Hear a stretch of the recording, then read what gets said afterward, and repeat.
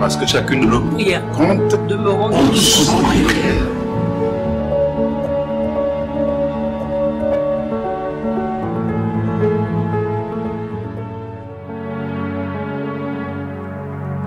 quand nous crions à toi, ta gloire nous inonde et nous désirons te recevoir, Saint-Esprit. Quand nous crions à toi, ta gloire nous inonde et nous désirons te recevoir, Saint-Esprit. Quand nous crions à toi, ta gloire nous inonde et nous désirons te recevoir, Saint-Esprit. Quand nous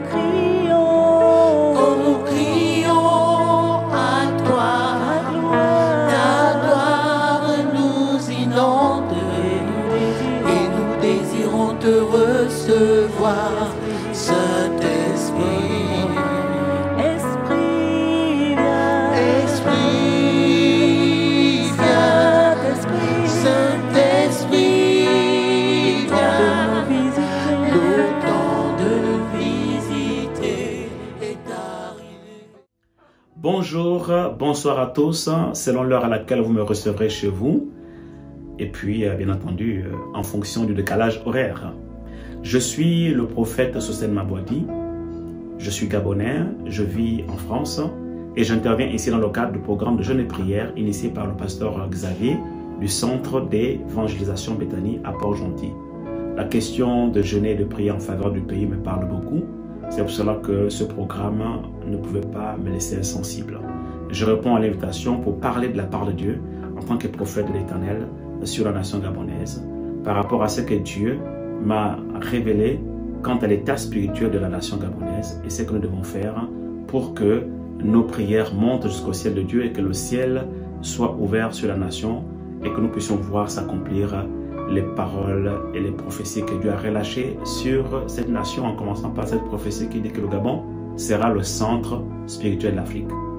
Alors, nous allons lire ensemble ce texte de 2 Chroniques, chapitre 7, verset 14, que nous connaissons tous, qui dit « Si mon peuple, sur qui est invoqué mon nom, s'humilie, prie et cherche ma face, s'il se détourne de ses mauvaises voies, je pardonnerai son péché, je l'exaucerai du haut des cieux et je guérirai son pays. » Nous comprenons tout de suite que la guérison de notre nation dépend de notre état spirituel, de l'état spirituel de l'Église, le peuple de Dieu au sein de cette nation.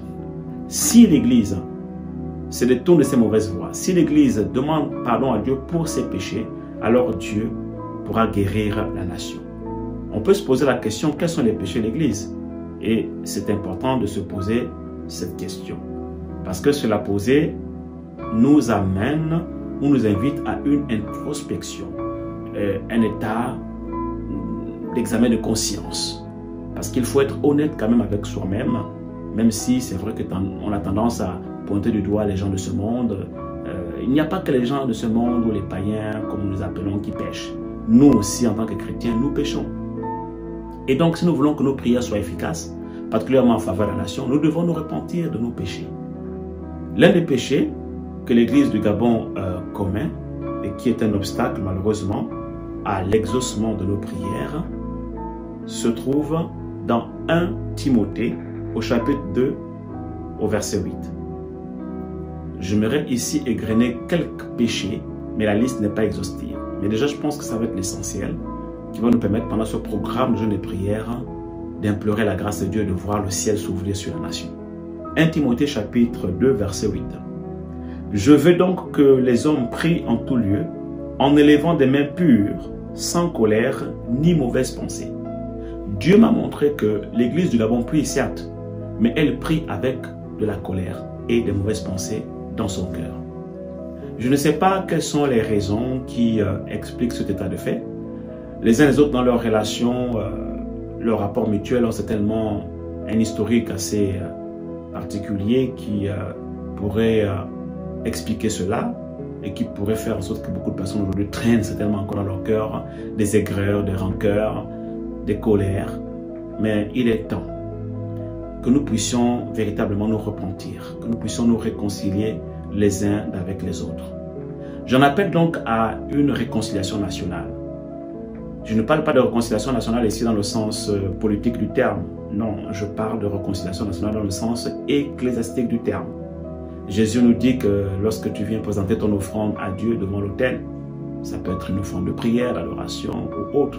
Si tu te souviens là que ton frère a quelque chose contre toi, laisse là ton offrande et va d'abord te réconcilier avec lui. Nous prions tous les jours, nous prions tous les dimanches. Mais pourquoi nos prières ne sont pas agissantes, n'ont pas l'impact escompté au sein de la nation? Voici la réponse, l'explication dans ce texte. Parce que nous prions avec de la colère dans nos cœurs et nous prions animés de mauvaises pensées les uns à l'égard des autres, les uns envers les autres. Que pensez-vous des autres serviteurs de Dieu en tant que pasteur, en tant que ministre de culte que nous sommes? Que pensons-nous des uns des autres?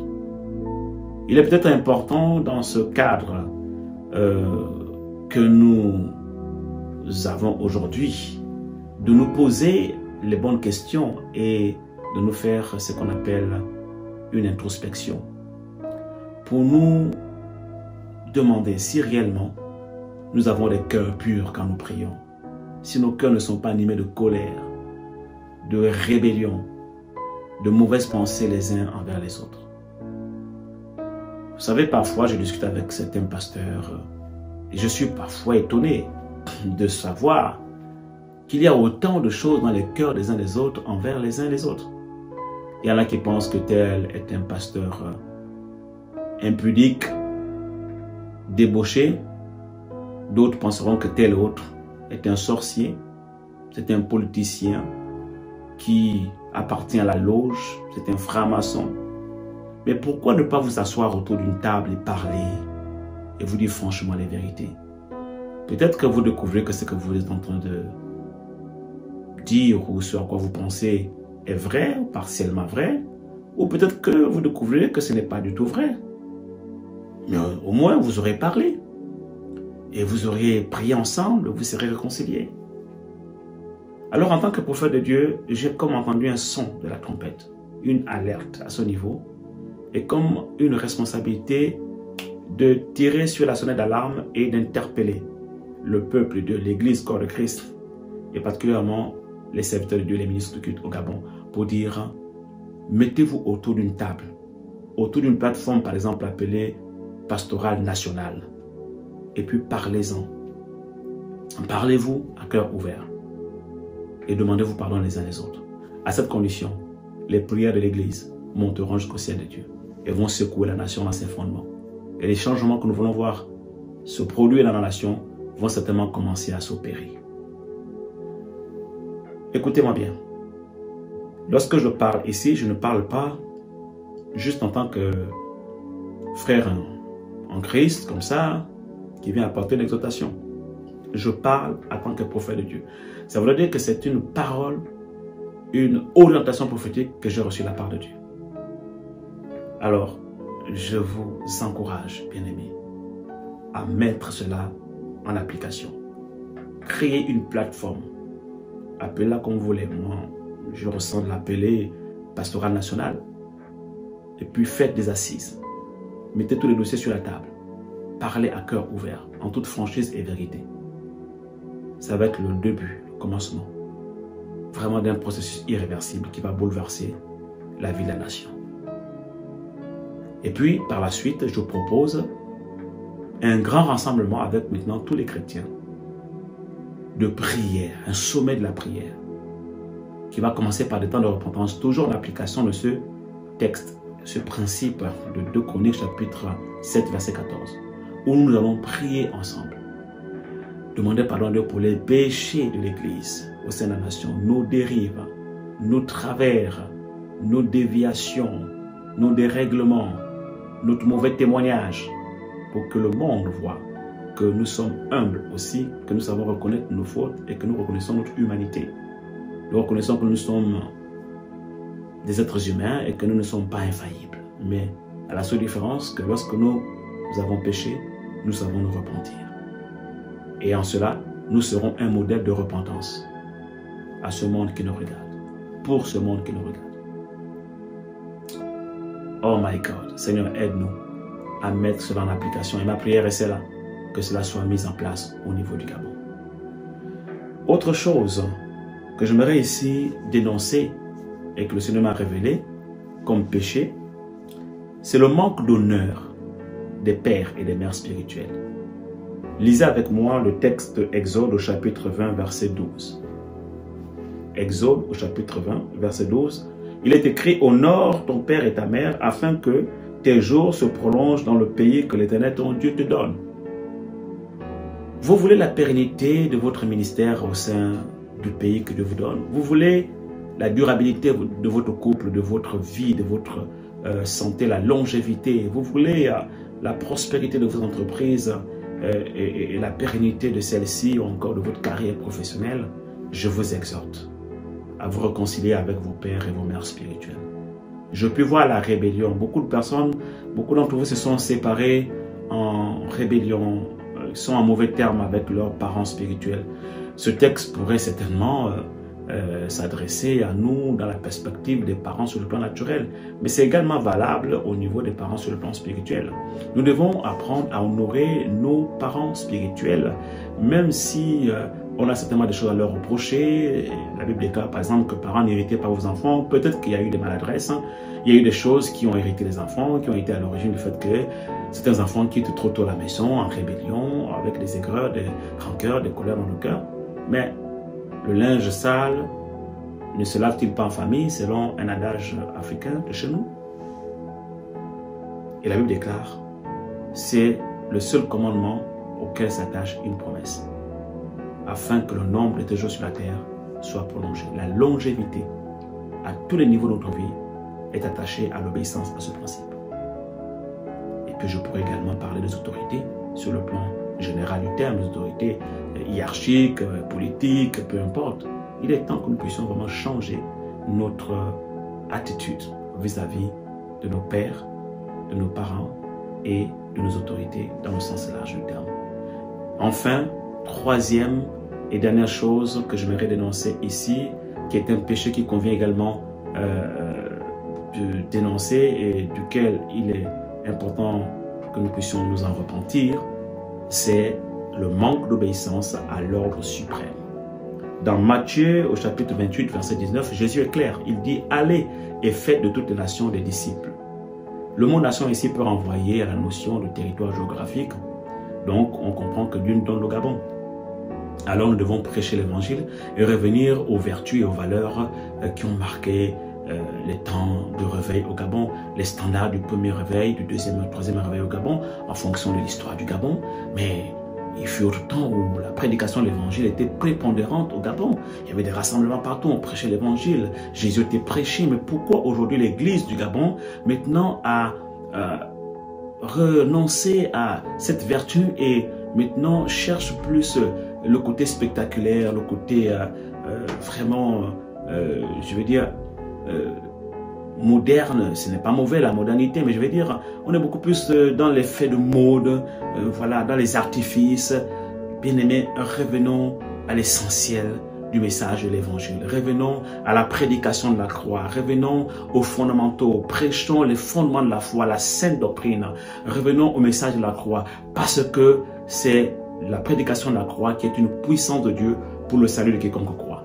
Alors, nous verrons que les signes, les prodiges et les miracles qu'on a connus au temps du réveil du Gabon, autrefois, vont se reproduire à nouveau. Moi, je crois en un nouveau réveil sous le ciel du Gabon. Je crois que le Gabon est véritablement choisi par Dieu pour être un centre spirituel, mais encore faut-il que le Gabon puisse faire l'examen de conscience, l'église du Gabon fasse l'examen de conscience sur ce qu'on en a fait des premiers réveils, comment on les a gérés, les après-réveils, et puis tirer les bonnes leçons pour pouvoir nous projeter en perspective vers un nouveau réveil, parce que je crois à un nouveau réveil. La crise du Covid-19 qui est en train de frapper les nations aujourd'hui n'est pas anodine. Voilà, cette pandémie de coronavirus n'est pas fortuite. Je crois qu'après cette pandémie, il y a des temps de réveil qui arrivent. Dieu prépare un puissant réveil. Mais l'Église du Gabon doit se préparer à cela. Je parle ici en tant que prophète de Dieu. Et puis la notion de nation ici, dont parle Matthieu chapitre 28, verset 19, renvoie aussi à ce terme grec qui est utilisé dans ce texte, ethnos, qui veut dire secteur d'activité, domaine de compétence ou sphère d'influence. Voyez-vous, Dieu attend de l'Église du Gabon que nous puissions fournir à la nation gabonaise des compétences, des ressources qui vont intégrer toutes les sphères d'influence. Les sphères d'influence, ce sont ces endroits-là où les grandes décisions sont prises, les décisions qui engagent la destinée de la nation. Bien-aimés, où sont les chrétiens? Dans les mairies, où sont les chrétiens? Dans les municipalités, les parlements, où sont les chrétiens? Dans les gouvernements. En fait, j'aimerais dire, où sont les maires chrétiens? Où sont les sénateurs chrétiens? Où sont les députés chrétiens? Où sont les ministres chrétiens? Et pourquoi pas, président chrétien? Oui, ça, j'en rêve et je prie pour. Mais nous devons nous poser la question de savoir, lorsque Dieu nous permettra d'intégrer toutes ces sphères d'influence, serions-nous capables de faire mieux que ce qui sont aux affaires aujourd'hui? La capacité à répondre à cette question nous amènera effectivement à analyser notre état spirituel aujourd'hui. Sommes-nous intègres puisque nous leur pointons du doigt en disant manque de probité, d'honnêteté, d'intégrité, manque de franchise, de vérité, etc. Mais nous-mêmes aujourd'hui, est-ce que nous sommes capables d'incarner ces valeurs si nous étions aux affaires? Si déjà, à l'instant même où nous ne sommes pas capables de révéler ces vertus à l'humanité, à être le sel de la terre, la lumière du monde. La Bible déclare que nous sommes une nation sainte. Ça veut dire une nation spirituelle au sein d'une nation naturelle. Et nous avons pour mission de porter haut les valeurs du royaume des cieux, les vertus de la divinité dans toutes les sphères d'influence, les secteurs d'activité, les domaines de compétences où Dieu nous envoie comme ambassadeurs. Je crois que Dieu parle et qu'il a parlé sur la nation gabonaise en tant que prophète de Dieu. Moi-même, j'ai reçu des prophéties sur la nation gabonaise. Mais je crois aussi que ces prophéties peuvent être conditionnelles. Parce qu'on voit dans la parole de Dieu que parfois certaines prophéties ne sont pas accomplies à cause du manque d'obéissance du peuple de Dieu. Je parle tantôt à une nation, tantôt à une autre. Et je dis, tel jugement va arriver. Si cette nation se détourne de ses mauvaises voies, se répand, je reviendrai sur ma sentence, dit l'Éternel des armées. Mais il dit aussi, je parle à une nation tantôt à une autre. Et je dis, voici, je vais faire telle chose de bien sur la nation. Peut-être la libération de la nation, peut-être la guérison, la restauration de la nation. Mais si cette nation ne marche pas dans l'obéissance, sous-entendu l'Église qui est censée être la colonne et l'appui de la vérité au sein de cette nation ne marche pas dans l'obéissance, eh bien, je n'accomplirai pas ces prophéties. Donc, il y a des prophéties conditionnelles. Dieu a parlé sur la nation gabonaise. Nous prions tous pour qu'il y ait un véritable réveil sur la nation gabonaise, qu'il y ait une véritable libération de cette nation, une guérison de cette nation, une restauration de cette nation, une reconstruction de cette nation pour un Gabon nouveau.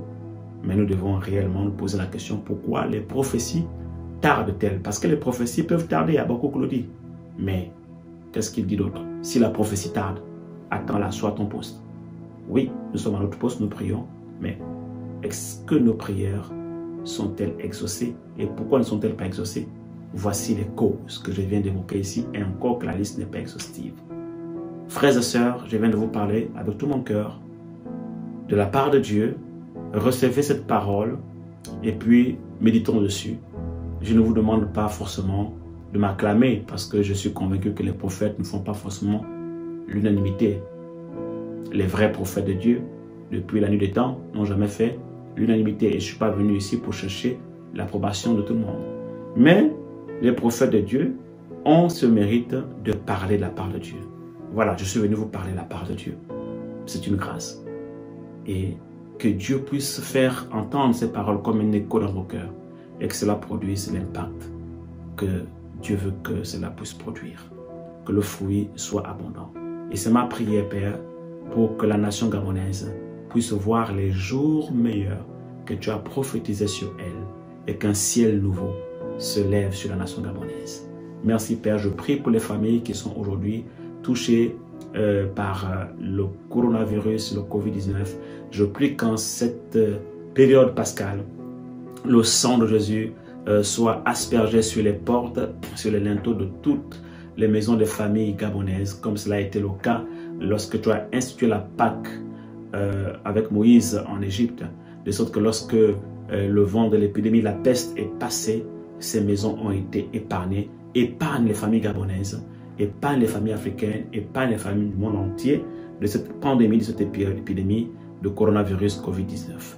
Et c'est ma prière qu'un ciel nouveau s'élève sur la nation gabonaise et qu'un nouveau réveil éclate dans cette nation et que nous puissions voir naître le Gabon nouveau pour lequel nous prions tous et tant rêvé par tous. Au nom puissant de Jésus-Christ de Nazareth, j'ai ainsi prié. Amen.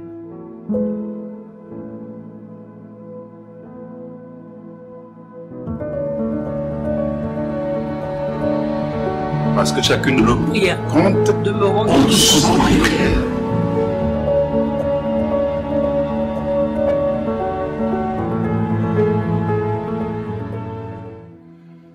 Bonjour, bienvenue à Tous en prière.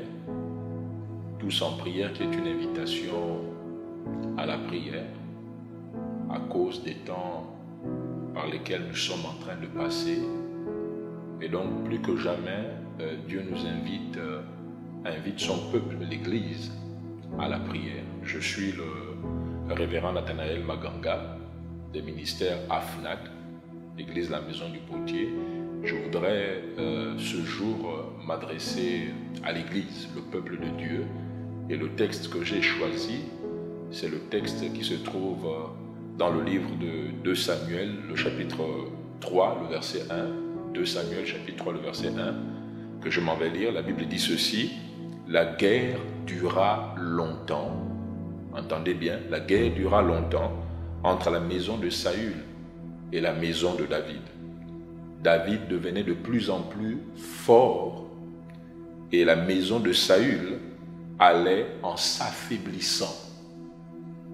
Ce même texte, dans la version Martin, nous dit ceci: il y eut une longue guerre entre la maison de Saül et la maison de David. Mais David s'avançait et se fortifiait. Dans cette guerre, David s'avançait et se fortifiait. Et la maison de Saül allait en diminuant, en perdant de force, en s'affaiblissant. Première vérité que je voudrais partager avec nous, le peuple de Dieu, nous sommes en guerre. Nous sommes en guerre.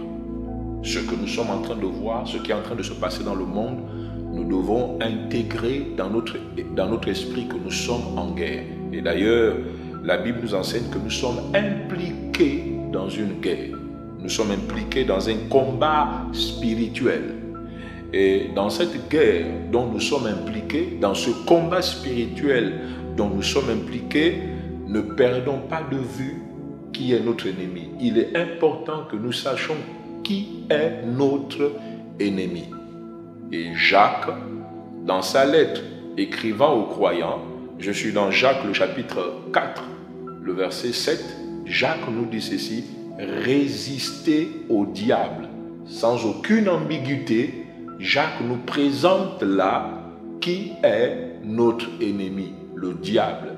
C'est à cet ennemi-là que nous devons résister par la prière, par un certain nombre de choses. En nous, la Bible dit, armez-vous de toutes les armes de Dieu. Revêtez-vous de toutes les armes de Dieu afin de tenir contre les ruses du diable. Rappelez-vous également que la Bible dit que nous n'avons pas à lutter contre la chair et le sang, mais contre les esprits méchants, contre les dominations, les esprits méchants, les principautés dans les lieux célestes. Donc, notre ennemi, ne perdons pas de vue que notre ennemi, c'est le diable. C'est lui, notre ennemi. Et nous sommes en guerre. Vous devez comprendre que celui qui est derrière tout ce qu'on observe comme mal, la personne qui est derrière tout ce qu'on observe comme mal, calamité, désolation, mort, etc., c'est bien le diable. D'ailleurs, dans Jean, le chapitre 10, le verset 10, il est dit de lui, de cet ennemi-là, qu'il vient uniquement, dans la version parole vivante, il vient uniquement pour faire quoi? Voler, tuer et détruire. Voici sa mission. Voici ce qu'il vient faire. Voler, tuer et détruire. Et donc, toutes ces vies au travers de cette crise, toutes ces vies qui ont été volées, toutes ces familles qui ont été détruites, nous montrent que, effectivement, c'est l'œuvre de cet ennemi-là qu'on appelle le diable. Et dans cette guerre qui opposait David à Saül, le texte que nous avons lu, dans cette guerre qui les opposait, il est important de préciser que c'était une guerre pour la suprématie et la domination sur le peuple d'Israël. Dans notre cas, à nous croyants, nous devons comprendre qu'il y a une guerre, et dans cette guerre, deux royaumes s'opposent. Deux royaumes sont en train de s'opposer. Quels sont ces deux royaumes? Il y a le royaume des ténèbres, avec son chef, qu'on appelle Satan, qui veut imposer sa volonté et sa suprématie sur la terre. D'un autre côté, et pour cela, pour imposer sa volonté et sa suprématie sur la terre, il a des alliés que la Bible appelle des hommes méchants. Mais d'un autre côté, il y a Dieu, notre Père, qui lui également veut imposer sa volonté. Rappelez-vous de la prière du Notre Père. Que ta volonté soit faite sur la terre. Donc nous comprenons au regard de ce texte que Dieu également veut imposer sa volonté sur la terre. Et Dieu a pour allié l'Église. L'Église est la seule institution, écoutez-moi bien, l'Église est la seule institution capable de contrarier les desseins du diable. Et donc, je voudrais nous inviter à la prière. Et pourquoi allons-nous prier? Et pourquoi allons-nous continuer de prier? Parce que nous sommes en guerre. Cette guerre dure depuis un bon bout de temps.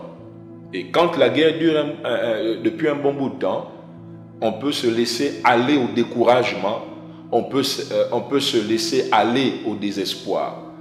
Et c'est ce qui s'est passé. Lorsque la guerre a duré pendant longtemps, on nous dit que la maison de Saül allait en s'affaiblissant. Mais la maison de David allait en se fortifiant de plus en plus. Je voudrais ici partager avec nous le secret qui a permis à David de remporter cette guerre malgré le fait qu'elle durait longtemps. Premièrement, première vérité, David s'est appuyé sur le Seigneur. David s'est appuyé sur le Seigneur. C'est pourquoi plus la guerre durait longtemps, perdurait dans le temps, David continuait de devenir de plus en plus fort. La Bible dit ceci: je puis tout par celui qui me fortifie. Dans cette guerre contre Satan et son organisation, nous pouvons, Église de Jésus, nous pouvons tout par celui qui nous fortifie. Rappelez-vous également que la Bible dit: au reste, fortifiez-vous dans le Seigneur par sa force toute puissante. Nous avons besoin de nous appuyer sur le Seigneur. Et s'appuyer sur le Seigneur également revient à dire simplement qu'il est important pour nous de savoir qui est notre Dieu, comment il est. La Bible dit qu'il est tout puissant. Il a promis ne pas nous abandonner, il a promis ne pas nous délaisser. C'est pourquoi l'auteur du livre aux Hébreux a dit: c'est donc avec assurance que je peux dire, sur la base du fait que Dieu a dit: je ne t'abandonnerai point et je ne te délaisserai point. Il dit donc, c'est avec assurance que je peux dire: le Seigneur est mon aide. Je voudrais que de là où tu es, tu puisses dire: le Seigneur est mon aide, le Seigneur est mon rempart, le Seigneur est mon bouclier. Et dans ce combat contre les puissances des ténèbres qui veulent imposer leur volonté dans notre nation et dans les nations, au nom de Jésus-Christ de Nazareth, nous remporterons ce combat et cette victoire. Et donc je voudrais t'inviter, peuple de Dieu, Église de Jésus, nous voulons prier pour que toute forme de découragement et d'abattement soit ôtée au milieu du peuple de Dieu. Parce que si nous nous décourageons et nous nous abattons, vous comprenez que même nos prières ne sont pas puissantes, elles ne peuvent pas monter jusqu'à Dieu. Et donc je voudrais t'inviter à la prière. Prions afin que, au lieu de l'abattement, au lieu du découragement, nous soyons en tant qu'Église remplis de foi pour continuer le combat et la lutte, remplis de zèle pour continuer de vaquer à la prière et au jeûne, au nom de Jésus-Christ de Nazareth, et que tout esprit d'abattement et de découragement que le diable avait voulu nous contaminer, nous donner, que cet esprit de découragement, cet esprit d'abattement libère le peuple de Dieu dans le nom de Jésus-Christ de Nazareth. Car la Bible dit, ce n'est pas un esprit de timidité, entendez par là d'abattement que nous avons reçu, mais un esprit de force et d'audace dans le nom de Jésus-Christ de Nazareth. Nous prions afin que, au nom de Jésus-Christ de Nazareth, là où l'Église avait commencé à faiblir, qu'elle se relève par la puissance du Saint-Esprit, au nom de Jésus-Christ de Nazareth. Nous prions ensemble afin que tous les systèmes occultes et sataniques planifiés par le diable, arrêtés par le diable, pour freiner l'élan de l'Église, pour refroidir l'Église, que ces systèmes tombent dans le nom de Jésus-Christ de Nazareth et que l'Église, dans ces temps, pendant cette période, soit rendue forte dans le nom de Jésus-Christ de Nazareth. Nous te rendons la gloire et nous te bénissons, Seigneur, parce que nous te savons à l'œuvre au milieu de nous et dans ton Église. La Bible dit que le solide fondement posé par Dieu reste debout. Et je déclare que ton Église reste debout et que toute tentative du monde des ténèbres, Seigneur, de mettre ton Église à terre et à genoux est vouée à l'échec dans le nom de Jésus-Christ de Nazareth. De plus en plus, l'Église vaque à la prière. Qu'il en soit ainsi, Seigneur, dans le nom de Jésus-Christ de Nazareth. Nous avons ainsi prié. Amen. Que Dieu vous bénisse.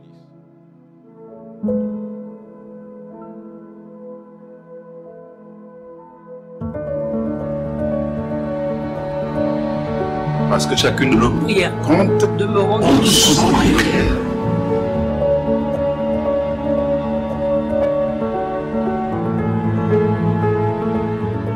Bonjour peuple du Gabon. Nous voulons parler de l'Église et le texte choisi se trouve dans 2 Chroniques chapitre 7 au verset 14 qui dit, je cite, « Si mon peuple sur qui est invoqué mon nom s'humilie et prie, cherche ma face et se détourne de ses mauvaises voies, je l'exaucerai des cieux, je pardonnerai ses iniquités et je guérirai son pays. » La force du Gabon, c'est aussi et surtout son Église. Cette Église que l'Éternel appelle mon peuple. Il s'agit du peuple du Seigneur. Cette Église porte le témoignage du Seigneur Jésus-Christ. Elle a la sagesse de s'humilier devant Dieu, la charge de prier pour toute la nation. Elle a ensuite la capacité de chercher la face de Dieu dans la prière et dans le jeûne. Enfin, elle a le courage de se détourner de ses mauvaises voies pour la guérison du pays. Cette Église est la colonne vertébrale de la nation et le ciment de son unité. C'est elle qui doit prier sans jamais se relâcher. Et donc, je veux que nous prions ensemble, premièrement, pour le président de la République gabonaise, son Excellence, Monsieur Ali Bongo Ondimba, pour que Dieu le remplisse de sa sagesse, que Dieu le garde sa famille, qu'il garde ses principaux collaborateurs, et qu'il garde et bénisse les institutions de la République. Tous ensemble, prions. Dieu Tout-Puissant, dans le nom de Jésus-Christ de Nazareth, tu t'es choisi un homme, Monsieur Ali Bongo Ondimba, comme président de la République gabonaise. Je prie que tu lui assures de ta protection, que tu veilles sur les membres de sa famille, Seigneur, que tu bénisses les décisions importantes qu'il doit prendre par rapport à la situation actuelle. Je prie aussi, Seigneur, que tu bénisses ses principaux collaborateurs ainsi que les différentes institutions du pays. Dans le nom puissant de Jésus, nous avons prié. Notre deuxième prière concerne l'Église gabonaise. Nous voulons prier pour que le Seigneur révèle à son Église le message qu'il nous envoie au travers de cette crise, mais aussi que Dieu permette qu'un grand réveil se lève sur la terre du Gabon. Prions tous ensemble. Dieu Tout-Puissant, merci pour cette pandémie, Seigneur. Nous prions pour comprendre en tant qu'Église le message de Dieu convoyé par cette pandémie, Seigneur. Nous prions dans le nom de Jésus que la crise actuelle soit suffisante, Seigneur, pour un grand réveil sur toute la terre du Gabon, au nom puissant de Jésus.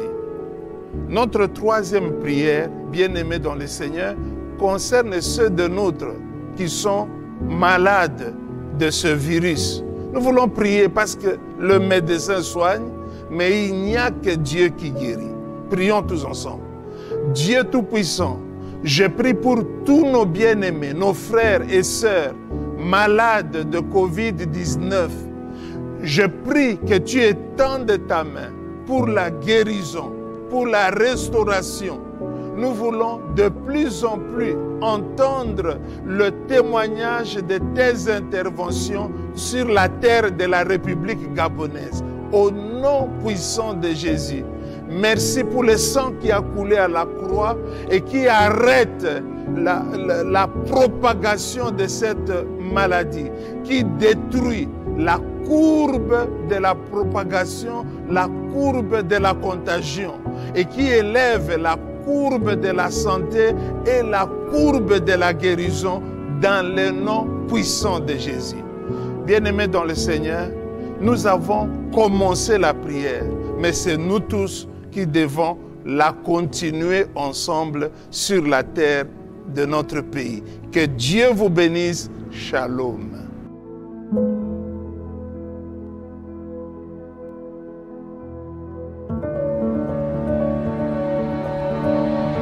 Parce que chacune de nos Prière. compte, De me rendre on sommes en prière.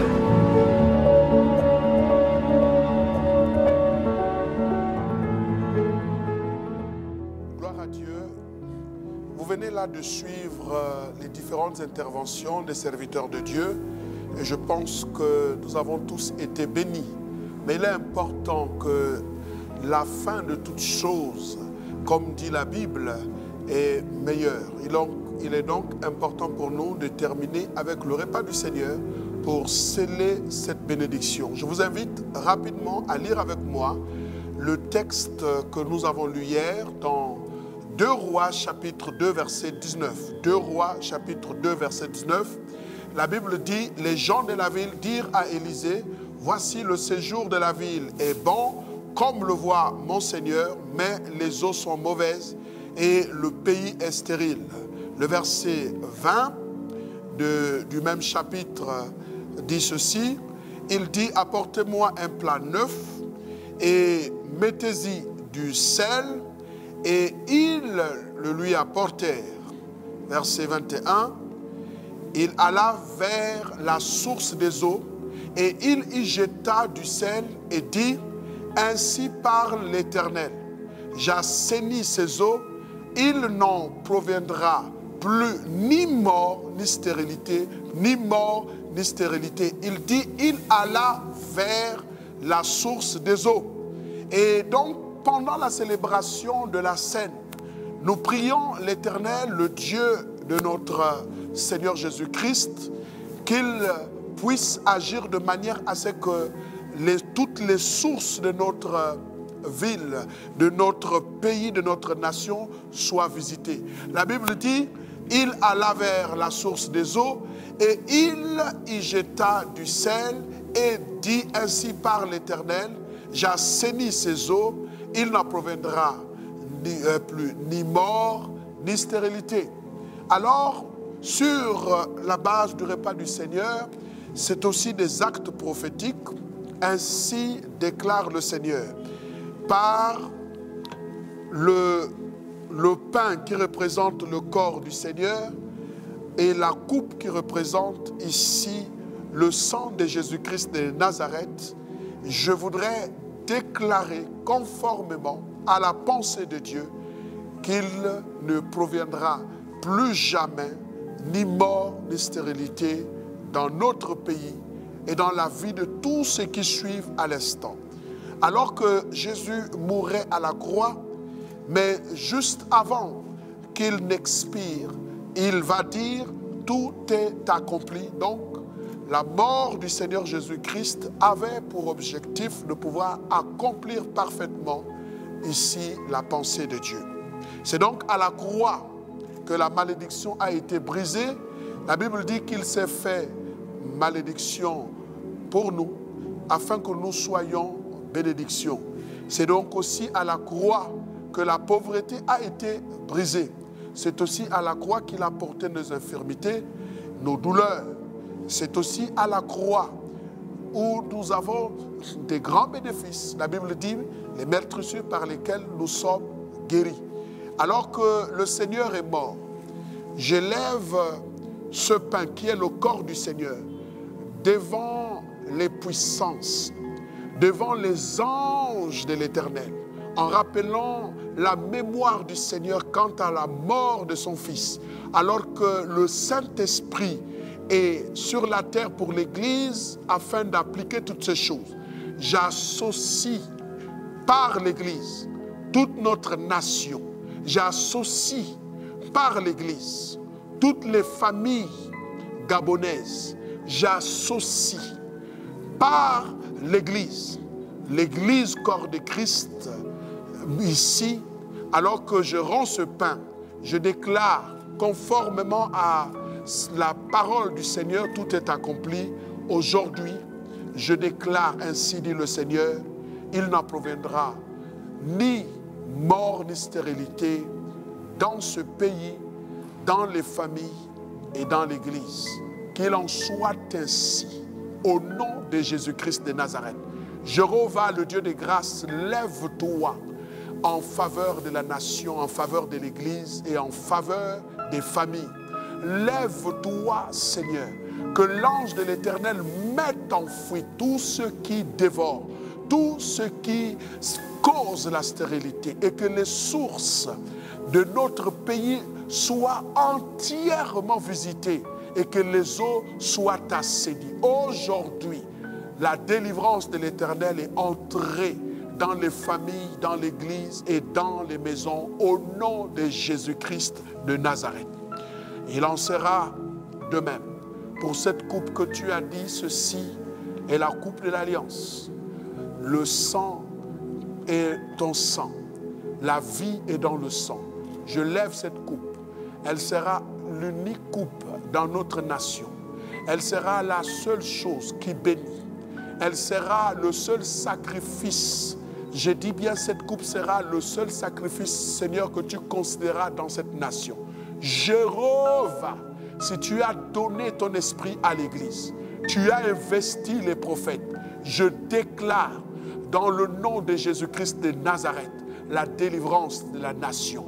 Seigneur, l'oppresseur libérera sa proie. Au nom de Jésus, je parle, ô Dieu, investi de ton autorité.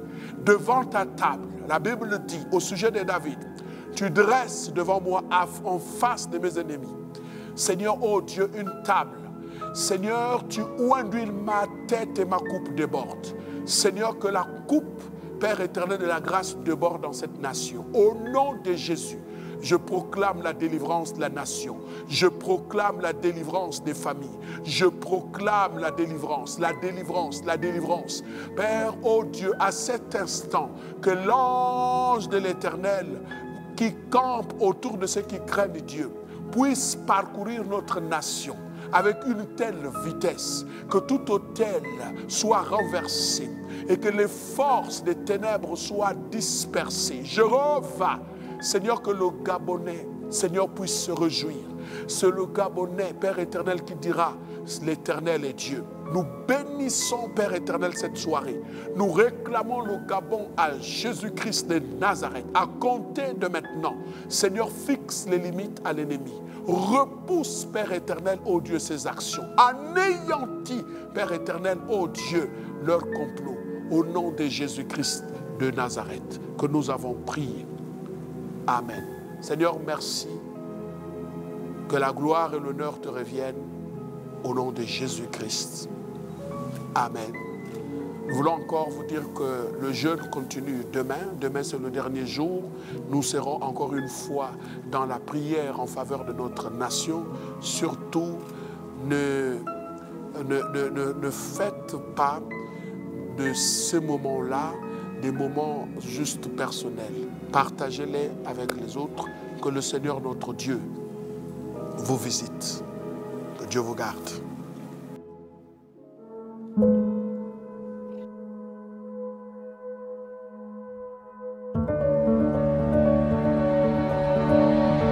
Parce que chacune de nos Prière. compte Demeurons ensemble en prière.